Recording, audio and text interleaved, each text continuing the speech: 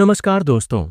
आज हम इतिहास के एक ऐसे अध्याय को पलटने जा रहे हैं जो सिर्फ एक आंदोलन नहीं बल्कि साधारण किसानों के असाधारण साहस की कहानी है। यह कहानी है राजस्थान की मिट्टी से उपजे उस संघर्ष की जिसने लगान, लाग बाग और बेगार की बेड़ियों को तोड़कर आज़ादी और सम्मान की एक नई सुबह लेकर आया। ये महागाठा बिजोलिया किसान आंदोलन के नाम से जानी जाती है, जो 44 साल तक चला और पूरी तरह अहिंसक रहा। हमारी कहानी आज से करीब 125 साल पहले 19वीं सदी के अंत में मेवाड़ रियासत के एक छोटे से ठिकाने बिजोलिया से शुरू होती है। यह क्षेत्र, जो आज भीलवाड़ा जिले का हिस्सा है, इतिहास में ऊपर माल की जागीर के नाम से जाना जाता था। इस जागीर की नींव एक बहादुरी की दास्तान से जुड़ी है। वर्ष 1527 में जब राणा सांगा ने मुगल बादशाह बाबर से लोहा लिया था, तब जगनेर के अशोक परमार ने अपनी सेना के साथ उनका भरपूर साथ दिया था। इस शौर्य से प्रसन्न होकर राणा सांगा ने उन्हें यह ऊपर माल की जागीर दी थी। यह जागीर मेवाड़ के 16 प्रमुख सामंतों में से एक थी और इसके मालिक राव कहलाते थे।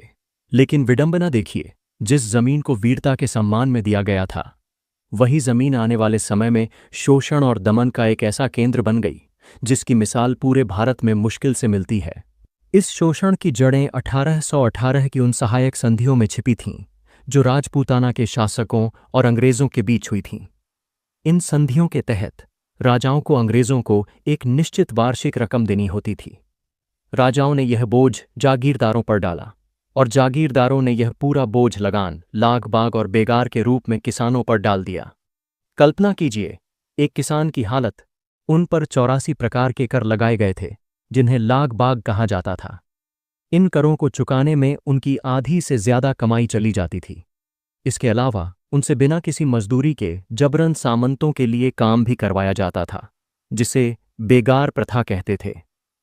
किसानों की मेहनत और पसीने का कोई मोल नहीं था। उनकी दुर्दशा का एक बड़ा कारण था लाटा कुंता पद्धति। लाटा में फसल तैयार होने के बाद खलिहान में उपज का अनुमान लगाकर कर वसूला जाता था। वहीं कुंता में फसल अभी खेत में खड़ी होती थी, तब उसका अनुमान लगाकर कर तय कर दिया जाता था। इन दोनों ही तरीकों में जागीरदार पूरी मनमानी करते थे और किसानों से अत्यधिक कर वसूलते थे। इन 84 करों में से 2 कर ऐसे थे जिन्होंने किसानों के धैर्य की अंतिम सीमा को तोड़ दिया था। पहला था चंवरी कर। 1903 में राव कृष्ण सिंह ने यह कर लगाया था। इसके तहत हर किसान को अपनी बेटी की शादी पर ठिकानेदार को 5 रुपये का भुगतान करना होता था। यह कर सिर्फ आर्थिक बोझ नहीं था, बल्कि किसानों के आत्मसम्मान पर भी एक सीधा हमला था। दूसरा कर था तलवार बंधाई कर। राव कृष्ण सिंह की मृत्यु के बाद 1906 में उनके उत्तराधिकारी पृथ्वी सिंह ने यह कर लगाया था। यह कर सामंतों की गद्दी संभालने के लिए एक तरह का उत्तराधिकारी शुल्क था, जिसे राव पृथ्वी सिंह ने किसानों पर थोप दिया। इन दोनों करों ने किसानों को यह एहसास करा दिया कि अब चुप रहना असंभव है, और इसी के साथ एक ऐतिहासिक संघर्ष की शुरुआत हुई। बिजोलिया किसान आंदोलन का पहला चरण 1897 से 1915 तक चला। यह किसी बड़े राष्ट्रीय नेता की कहानी नहीं, बल्कि किसानों के बीच से ही उभरे एक दृढ़ संकल्प वाले व्यक्ति की कहानी है, साधु सीताराम दास। एक रात 1897 में गिरधरपुरा गांव में गंगाराम धाकड़ के पिता के मृत्युभोज पर हजारों धाकड़ किसान इकट्ठा हुए थे। यह एक ऐसा मौका था जब सभी ने अपनी समस्याओं पर खुलकर बात की। साधु सीताराम दास की अध्यक्षता में उन्होंने निर्णय लिया कि वे इन अत्याचारों की शिकायत सीधे मेवाड़ के महाराणा फतेह सिंह से करेंगे। इस काम के लिए 2 बहादुर प्रतिनिधियों, नानजी पटेल और ठाकरी पटेल को चुना गया और उन्हें शिकायत लेकर उदयपुर भेजा गया। महाराणा ने शिकायत सुनी और जांच के लिए हामिद हुसैन नामक एक अधिकारी को बिजोलिया भेजा। हामिद हुसैन ने अपनी रिपोर्ट में किसानों की शिकायतों को सही पाया, लेकिन मेवाड़ सरकार ने कोई ठोस कार्रवाई नहीं की। मेवाड़ सरकार की इस निष्क्रियता ने सामंत राव कृष्ण सिंह का हौसला बढ़ा दिया। उसने उन दोनों साहसी प्रतिनिधियों, नानजी पटेल और ठाकरी पटेल को जागीर से निकाल दिया। इस घटना ने किसानों को एक महत्वपूर्ण सबक सिखाया। अब उन्हें अपने लिए खुद ही लड़ना होगा। इसी दौरान 1905 में साधु सीताराम दास ने मित्र मंडल नामक एक संगठन बनाया। एक आयुर्वेदिक चिकित्सक होने के नाते वे गांवों में जाकर किसानों का इलाज करते और उनकी दुर्दशा को अपनी आंखों से देखते थे। उनका पूरा जीवन गरीब किसानों के शोषण के खिलाफ आवाज उठाने में समर्पित हो गया। वर्ष 1913-14 में फतेह करण चारण के नेतृत्व में लगभग 15,000 किसानों ने एक साहसिक रणनीति अपनाई, नो टैक्स अभियान। उन्होंने अपनी जमीन पर खेती करना छोड़ दिया और पड़ोसी राज्यों में किराए पर जमीन लेकर खेती करने लगे। यह जागीरदार के लिए एक बड़ा झटका था, क्योंकि उसका राजस्व पूरी तरह से रुक गया। यह आंदोलन ढाकड़ जाति के किसानों द्वारा चलाया जा रहा था और इसका नेतृत्व प्रेमचंद भील, ब्रह्मदेव और फतेह करण चारण जैसे स्थानीय नेताओं के हाथों में था। यह राजस्थान का पहला संगठित किसान आंदोलन था। प्रथम चरण ने किसानों को उनकी सामूहिक शक्ति का एहसास कराया और उन्होंने जान लिया कि अगर वे एक होकर लड़े तो सामंतों को चुनौती दी जा सकती है। प्रथम चरण के अंत में 1915 में साधु सीताराम दास की मुलाकात एक ऐसे व्यक्ति से हुई जो बिजोलिया आंदोलन की दिशा हमेशा के लिए बदल देने वाला था। वह नायक था विजय सिंह पथिक। पथिक जी का मूल नाम भूप सिंह था और वे एक क्रांतिकारी थे जो 1915-16 की अखिल भारतीय क्रांति की योजना का हिस्सा थे। उस योजना के विफल होने पर वे पुलिस से बचकर टौड़गढ़ किले में नजरबंद हो गए, जहां से भागकर वे 1916 में साधु सीताराम दास के कहने पर बिजोलिया आ गए। गांधी जी के सत्याग्रह आंदोलन से भी पहले पथिक जी ने एक पूरी तरह से अहिंसक संघर्ष की कमान संभाली। 1917 में हरियाली अमावस्या के शुभ दिन पर उन्होंने ऊपर माल के किसानों को एक साथ लाकर एक शक्तिशाली संस्था बनाई, जिसका नाम था ऊपर माल किसान पंच बोर्ड। इस बोर्ड में 13 सदस्य थे और मन्ना पटेल को इसका सरपंच चुना गया। पथिक जी की सबसे बड़ी रणनीति थी इस आंदोलन को एक राष्ट्रीय पहचान दिलाना। उन्होंने मीडिया का भरपूर इस्तेमाल किया। उन्होंने ऊपर माल का डंका नामक एक समाचार पत्र भी प्रकाशित किया, लेकिन जो काम सबसे निर्णायक साबित हुआ वह था उनका कानपुर से प्रकाशित होने वाले गणेश शंकर विद्यार्थी के प्रताप समाचार पत्र से संपर्क।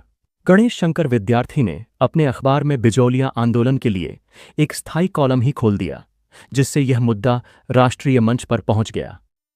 वर्ष 1919 के अमृतसर कांग्रेस अधिवेशन में बाल गंगाधर तिलक ने बिजोलिया के किसानों की दुर्दशा पर एक प्रस्ताव रखा।